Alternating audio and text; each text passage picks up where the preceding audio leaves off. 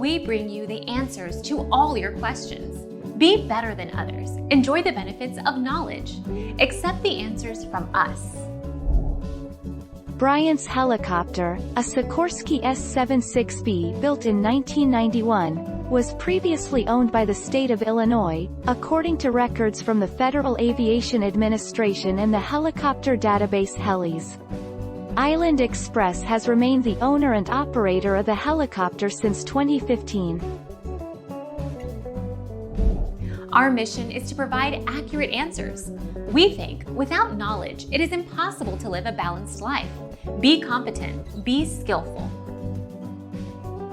Thank you for watching. Don't forget to subscribe and hit the bell notification.